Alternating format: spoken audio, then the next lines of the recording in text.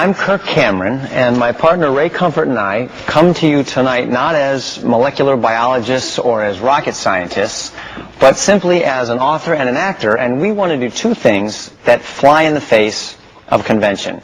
One, we'd like to show you that the existence of God can be proven 100% absolutely without the use of faith.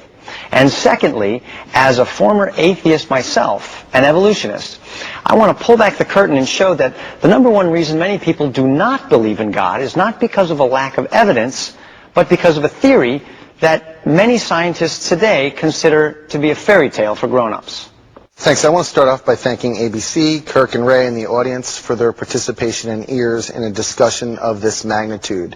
The Rational Response Squad was formed to respond to irrational claims, and the most widely held irrational claim our planet faces today are those offered by religion. Ray and Kirk have agreed to offer scientific proof that God exists without invoking faith or the Bible, and we're here to respond to those claims. When I look at a painting, how can I know there was a painter? Well, the painting is absolute 100% scientific proof there was a painter. You can't have a painting without a painter. I don't need faith to believe in a painter.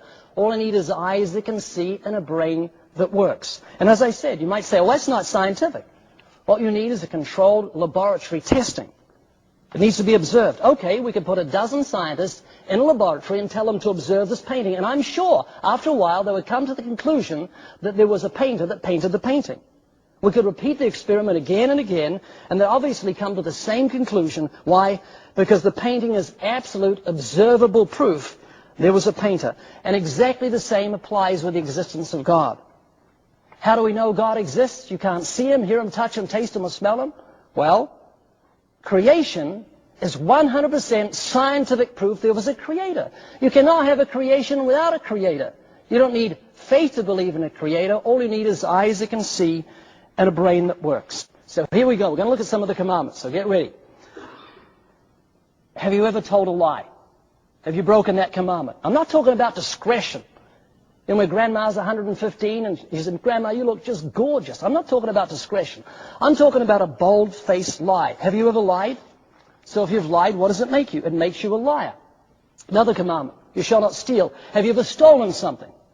Irrespective of its value. If you've taken something that belongs to someone else, then you're a thief. Here's another commandment, you shall not take God's name in vain. Have you ever used God's name in vain? Have you ever used God's name as a cuss word to express disgust? Think about it. God gave you life, and you've taken his holy name and used it in what's called blasphemy, which is very serious. Here's the essence of what I'm saying. If you realize you need God's forgiveness and you seek his forgiveness through the gospel, God himself will reveal himself to you. That is the ultimate proof. I'm not here to tell you why I don't believe God exists. I'm here to tell you why I believe he failed at his premise to prove that God exists scientifically without invoking the Bible. Most of us know that 10 Commandments are in the Bible, so we probably should leave the building right now. The 10 Commandments were used wholly here as part of his proof. However, he brings up some points. He says that we see this building, we know there was a builder. We see a painting, we know there was a painter. He forgets that we can call the builder of this church. We can check New York City permit records. We can't call God to go visit his universe factory. We can call the painter. We can call the paint maker. We can go to the car factory, but can Ray take us to God's factory to watch creation in action? He claims all creations must have a creator. There's just a huge gaping hole in this argument. It's so obvious. It really doesn't warrant an answer. But most simply put, if all creations need a creator, then what created God? And was that God's God? And was that God's God? Before this debate, Brian and I had a chance to talk on the phone. I called and we just talked about a couple of details, and I ended the phone conversation by saying, Brian, don't worry about anything. I'll be praying for you. And Brian laughed, and Brian said, that's it, Kurt. You pray for me, I'll think for you. And I thought... Science has a law. It's called the third law of thermodynamics, which shows us, and it's one of the most tested laws in science, that matter or energy can neither be created nor destroyed, that we always have the same amount of matter and energy. We could blow up this building, and while it would look completely different, there would be the exact same amount of matter and energy in the universe. That tells us, scientifically, if we were to use a more scientific approach, that the components of our world today, our universe, have always existed. And we have real science to lend credence to that. Knowing that, and knowing that the other side of the coin is to create something to explain it away. This is called, in logic terms, an argument from ignorance. Ray doesn't know what created the world, so he's made up a God to tell you that that is what's created the world. Knowing that we have these two options. One thing that we don't have any proof for, that we just make up, and another one that we have this scientific theory, this law actually, that's been tested over and over and over and has never been shown wrong. All signs point to the fact that the universe has just always existed and no God is needed to explain it.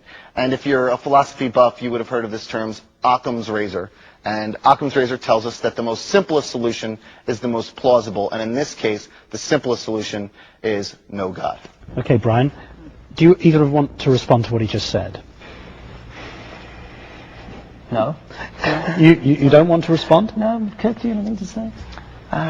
No, I think people can figure it out. But Brian's point that you have this philosophy about having a creator, but it breaks down at the point at which you talk about God, and that's fundamentally inconsistent with the argument that you're making. If you're going to keep going back to the beginning, you've got to go back all the way and say something's got to be infinite. You keep going back and saying, what made that? What made that? Well, the universe is infinite. But you're going to say, who made the universe? If Nothing. If God can be infinite, why can't the universe be infinite?